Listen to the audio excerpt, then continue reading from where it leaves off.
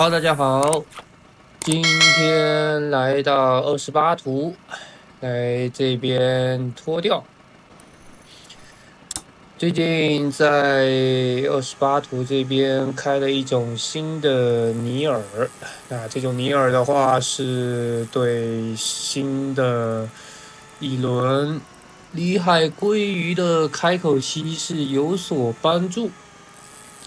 那前前后后的话，我在这张图脱掉里海鲑鱼大概花了2年的时间，包括中间有开口期的话，甚至是开了水底的饵鱼的一个鱼口，但仍然是没有得到一张哪怕是卡牌或者说是普通的里海鲑鱼奖杯。所以就整个过程来说是非常之漫长，却没有任何收获的。因此，在这一段时间的一个小开口期，我又来这边尝试，同时更换了一个引线的配置。那比较常规的一个脱掉的引线，在28图的话，大概就是选择3种不同的一个引线的一个配置，大概是35公斤左右的一个浮碳树脂线，或者说是尼龙线。那还有就是在42.3，不对，43.2公斤的浮碳树脂线，或者说是45公斤的尼龙线。那再往上的话，大概就是55公斤的一个浮碳树脂线，以及是55公斤左右的一个尼龙线。那这3种引线的话，基本是在阿赫图巴河这边比较常见。但是之前的话，按整个游戏的机制上来说，更多的使用大概是2种引线，要么是使用36公斤的一个尼龙线，或者说是35公斤的一个浮碳树脂线。但是这一边的话，因为有狗鱼，所以在引线材质上的话，更推荐的是一个浮碳树脂线的一个材料。那这样的话，基本是可以防止一些狗鱼撕咬引线导致断裂的一个意外。就正常来说是并不太提倡使用尼龙线。所以说，如果使用更大拉力的引线的话，是可以使用尼龙线的一个材质。因此，这一段脱掉的一个过程，我使用的是91公斤的一个尼龙线。整个过程的跟路线的话，是在左边的一个15米坑跟9米坑的一个往返的一个直线的一个路程。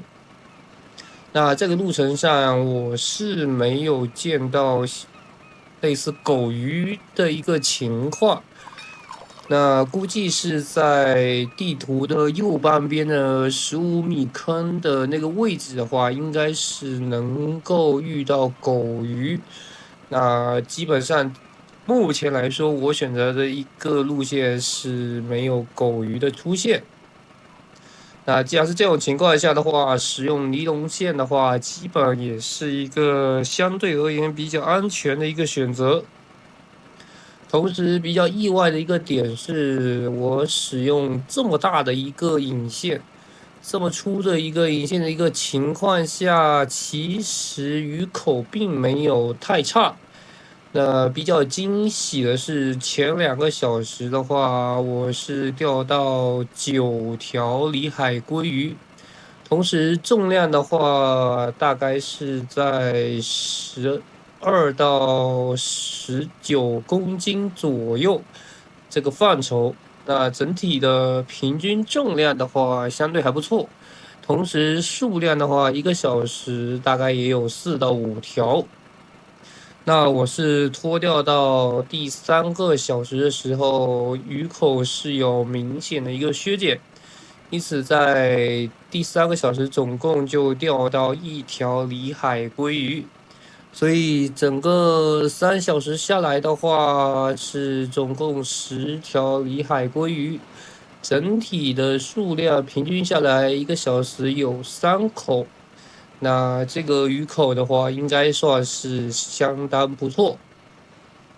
因此，前面判断小开口的话，其实可以改为一个相对比较好的一个大开口的一个鱼口期。那同时的话，使用91公斤的尼龙线就可以将整个鱼轮锁定，使用锁轮的一个方式进行直接回鱼，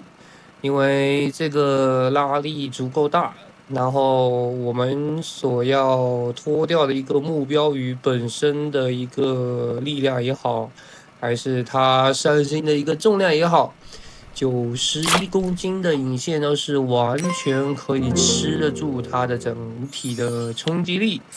不用担心整个引线因为冲击力过大，或者说是鱼的重量过大而导致断裂。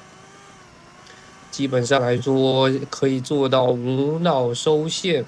没有任何的一个安全的隐患。那这对于整体的脱钓体验来说是有一个质的飞跃，毕竟使用比较细一点的引线，例如35公斤的一个浮碳树脂线的话，可能就是说需要一定的时间来完成起鱼。那这个时间的话，通常会在20分钟以上。就是假设你钓到了是一条新里海鲑鱼的话，那如果说是91公斤的一个引线，大概2、3分钟左右就可以完成起鱼。那这点的话会相对比较节约时间，同时基本上来说，大引线对标一个更大的鱼，也是在逻辑上是可以说得通。虽然在游戏机制上是有一个说法，小引线更容易吸引来一些比较大的上心的鱼，这个说法其实也有一定道理，就是类似就是走击你的小引线，然后导致你的渔具损坏，类似一个比较强大的一个逻辑。但是往往大引线其实也是一个不错的选择，当然这种选择的话，只针对在这边蹲心的一个玩家而言。那如果说这边搬砖的话，其实还是建议调整引线到35公斤左右的一个浮碳树脂线。那拉力太小的一个尼龙线，我是不建议。毕竟有狗鱼的存在的话，仍然是有一定被咬断引线的一个风险。那中间的话，我在这边放了一个整个起鱼的一个全程的视频，基本上是录制了10条里海鲑鱼的一个起鱼过程。后续的话，因为没有过大的难度，所以就不做过多的一个解说。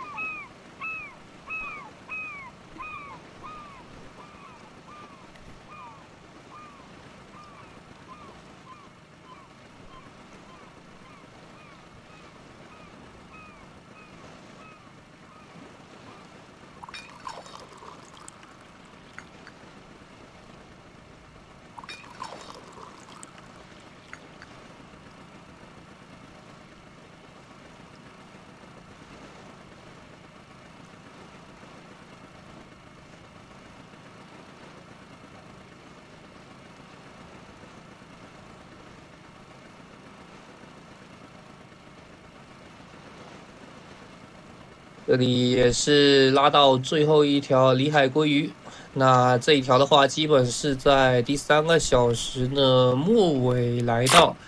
那刚刚好，因为引线足够大，所以起鱼过程并不艰难，刚好卡住这个时间点。来到鱼市这边看一下整体的收益。由于里海鲑鱼的大小跟数量都相当不错，所以收益也不会太低。先看一眼咖啡厅的任务，是可以交一个任务，凑一下大概是2000银币。那就这点收获的话是相对不错的。